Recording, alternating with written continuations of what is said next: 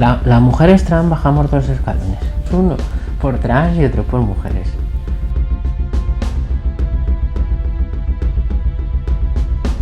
No es ideología de género, en realidad son datos, es decir, los datos dicen pues, que la mujer está más discriminada que el hombre y que el colectivo LGTB está más discriminado que el colectivo heterosexual.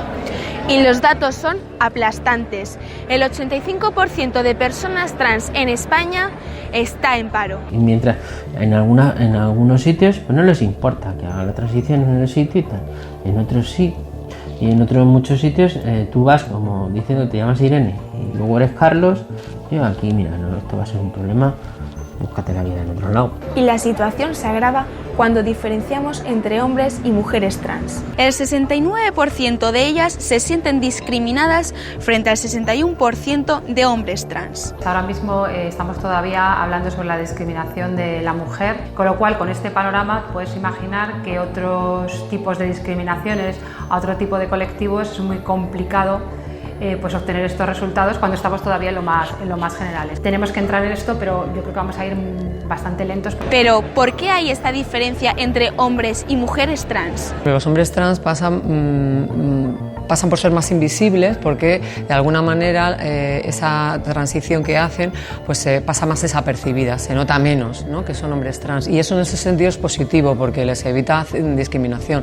La mujer trans que es más visible pues pasa por una doble discriminación, además de por ser trans y por ser mujer. No son leídos como chicos transexuales, son chicos y punto.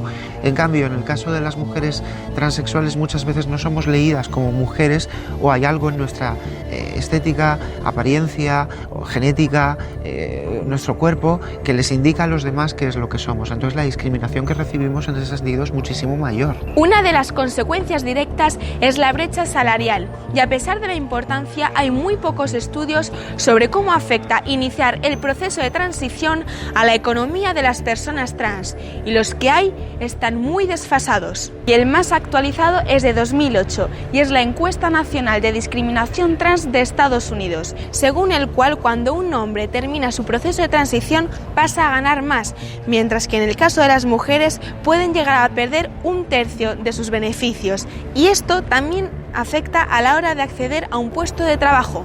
Hombre, yo llevo 9 años casada con un hombre transexual, o sea que evidentemente te puedo hablar del asunto además con criterio. Los hombres transexuales suelen tener ese privilegio, ¿no?, de poder pasar más desapercibidos, y nosotras por el contrario solemos tragar con muchos más prejuicios, sí, es una realidad. Otra de las consecuencias es la exclusión social, sobre todo de las mujeres trans.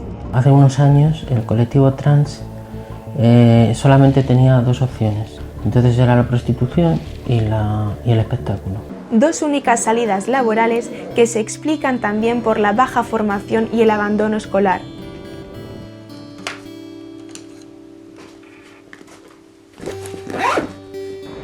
Porque desde muy pequeñas sufren acoso en las aulas, y para evitarlo, hasta el 85% de las mujeres trans se vieron obligadas a no mostrar su identidad antes de los 18 años.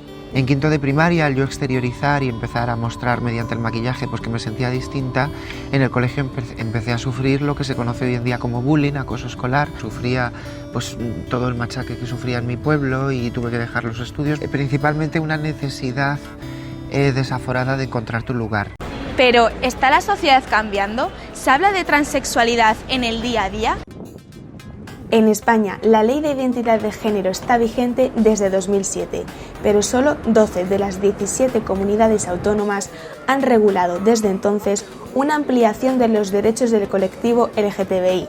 Por eso, muchas de sus asociaciones reclaman la reforma de una ley nacional que consideran se ha quedado obsoleta. Las leyes muy despacito, la ley LGTBI también se quedó metida en un cajón. Es muy poco lo que ha cambiado la situación en los últimos 27 años, desde que en 1992 la Organización Mundial de la Salud dejó de considerar la transexualidad como un trastorno patológico. Aún existen demasiadas barreras, porque las personas trans deben acreditar su disforia de género con el informe de un psicólogo.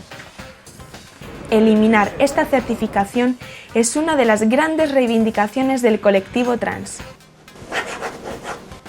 No debería llamarse terapia porque una terapia implicaría un cambio de conducta, por lo tanto no habría que llamarle terapia ni tendrían que pasar por esa terapia, porque sería una terapia de reasignación sexual y se sienten mal por la mirada que hace la sociedad de ellas, no por cómo ellas se sienten. Pero no es precisamente así como está planteado en las universidades españolas.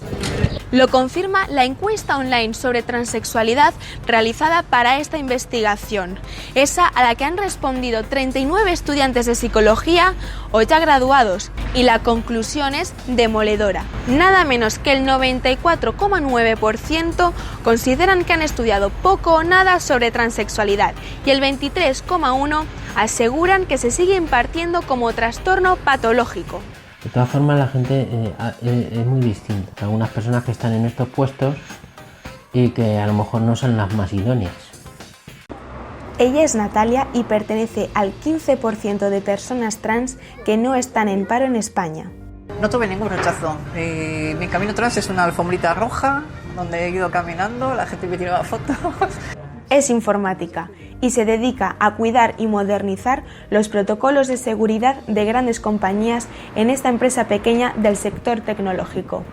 Aquí entré por un enchufito porque la empresa tiene un programa de incentivos para traer empleados nuevos. Así pues, nosotros mismos buscamos a la gente que creemos apropiada. Natalia prefiere no mostrar su rostro para contar su historia, aunque esté más segura de sí misma. Yo en este momento lo que siento es orgullo. Sí, en casi todos los ámbitos. Procuro no pasar tiempo en casa. Si paso tiempo en casa lo veo como un desperdicio de mi vida. Se levanta, desayuna, se toma las hormonas y va al trabajo en metro. Ha estado trabajando en esta empresa los últimos 11 años y hace 3 que empezó su proceso de transición. Hombre, no me pueden obligar, pero los cambios físicos son evidentes y en algún momento te ves forzada a dar explicaciones. Además, estuvo trabajando en el extranjero, donde empezó con los cambios de transición. Mi caso más en particular fue más complicado porque yo, si bien trabajo, mi empresa está en Madrid, yo trabajaba donde el cliente, en el extranjero. Entonces tuve que salir del armario 2 veces. Primero se lo contó a los más allegados, después al resto de compañeros y no tuvo problemas. Pero no todo fue perfecto. Sobre todo al principio, en la fase de plantearse las cosas, cuando no ves el final del túnel y te asaltan ideas de tipo jamás seré como ellas o no lo voy a conseguir, cosas así. ¿Y qué opina Natalia sobre el tratamiento de la transexualidad en los medios de comunicación? Cuando algún evento externo lo trae a primera línea, entonces sí se habla y se habla pues con argumentos calentitos. Si no ocurre nada de eso, me parece que no, yo no lo veo. Es incómodo, ¿no?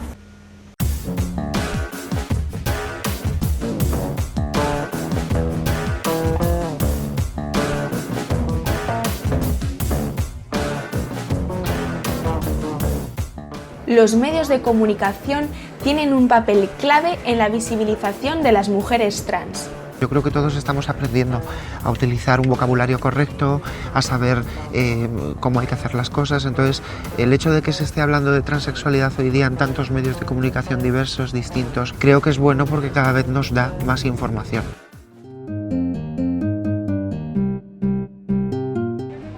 Pero la visibilización no solo es clave para reducir la exclusión de las mujeres trans, también lo es el acceso a un puesto de trabajo digno.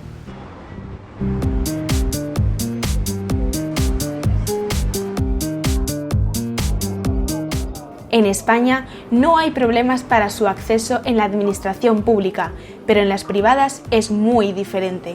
En España el problema que tiene para nosotras es que es un país de pymes. Es decir, de empresas pequeñas. Esas en las que puede que superen el proceso de selección, pero una vez en el trabajo se les prohíbe usar la ropa o el aseo acordes con su identidad de género. En la empresa más grande ha habido gente que eran profesionales y no les ha importado. Pues si viene vestida de una manera o vestida de otra, ¿qué más me da? Esta persona es ingeniera, tiene una experiencia y a mí es lo que me vale. Pero, ¿por qué es más fácil la inclusión en grandes empresas frente a las pymes?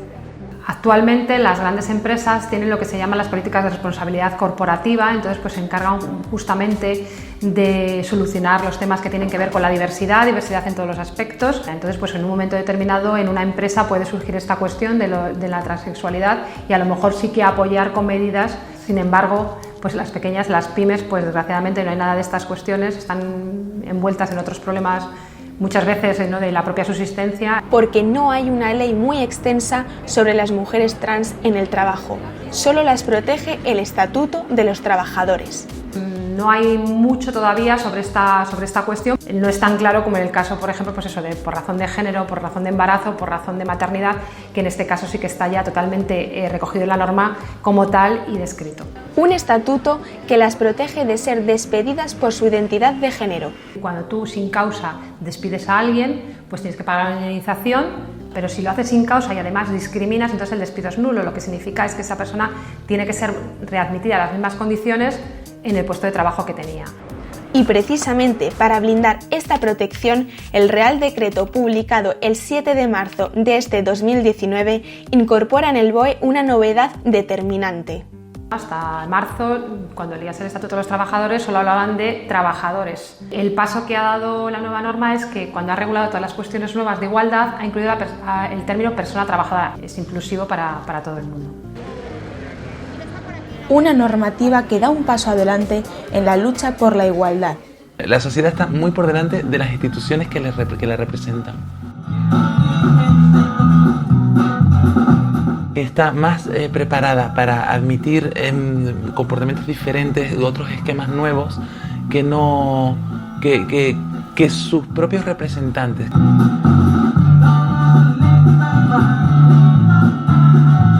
Pequeños pasos que, eso sí, aún no han logrado solucionar la precariedad que viven las mujeres trans. Cualquier tipo de formación que se haga dirigida a esas personas, pues las pueden, pues es muy útil, ¿no? Porque yo creo que lo fundamental para las personas en general es tener una forma de vida y tener unos recursos. Somos un colectivo que ha sufrido mucho y realmente necesitamos, no ya en mi caso yo como persona única, ¿no?, pero sí que hablando por ellos, ayudas del Estado y de todo tipo de entidades que nos vayan permitiendo tener un lugar en la sociedad más allá de que puedas ser una figura representativa o escribir un libro. Hablo del día a día. Lo fundamental también son acciones pues de sensibilización.